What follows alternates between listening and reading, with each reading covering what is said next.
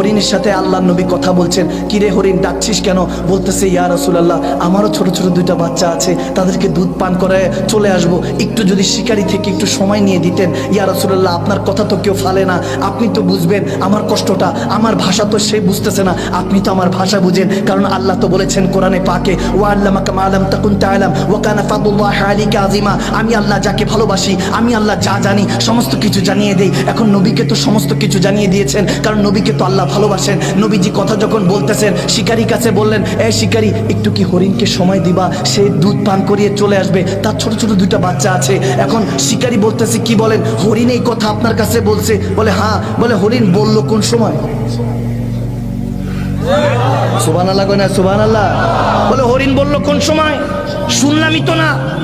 হরিণ তো শুধু আপনার সাথে ফেল ফেল করে তাকিয়েছিল।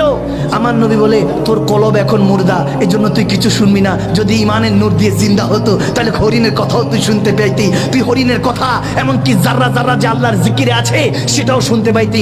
তখন শিকারী বলতেছে, এত কিছু বুঝবো না, হরিণকে ছাড়া যাবে না, এটা কোনো সম্ভব না। একবার যদি খাঁচা থেকে চলে যায়, সেই শিকার কি আর ফিরে আসে? আমার নবী বলতেছে, কি করব কি করব? হরিণ বলতেছে, ইয়া রাসূলুল্লাহ, আমার ছোট ছোট দুইটা বাচ্চা, আমি মা সহ্য করতে পারবো না, আমি চলে আসবো, ওয়াদা করলাম আকা, একবার আমাকে ব্যবস্থা করে দেন, একটু ব্যবস্থা করে দেন। এখন হরিণদের এই অবস্থা দেখে আমার নবী চিন্তা করতেছেন, আমি তো রাহমাতুল লিল আলামিন, ওই শিকারীর জন্য রহমত, এই হরিণের জন্য রহমত, আল্লাহ আমাকে বানিয়েছেন, কাঠটা রেখে কাঠটা কি করি? এখন হঠাৎ করে রাসূল ডিসিশন নিলেন, এই শিকারী, এক কাজ কর, হরিণকে যেতে দে, আমি নবী মুস্তাফাকে আটকে রাখ, আজকে আমাকে আটকে রাখ। শিকারী হঠাৎ করে লোভে পড়ে গেল, চিন্তা করলো হরিণ বিক্রি করলে আর কত টাকা পাবো? নবী মুস্তাফাকে যদি বাজারে উঠাই, অনেক সাহাবা আছে, কোটি কোটি টাকা তাদের আছে, ওই সাহাবারা আমার নবী অর্থাৎ আমাদের দয়াল নবীকে, মুস্তাফা জানের আহমদকে খরিদ করে নিয়ে যাবে।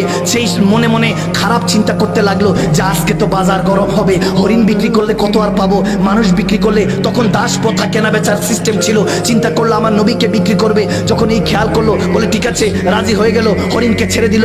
নবীজি আটকে রইল। তখন শিকারী মনে মনে মুচকি মুচকি হেসে বলতেছে, আপনি তো ফেসে গিয়েছেন, একবার শিকার চলে গেলে সেটা কি আর খাঁচায় ফিরে আসে? আজকে তো আপনাকে চড়া দামে বিক্রি করব।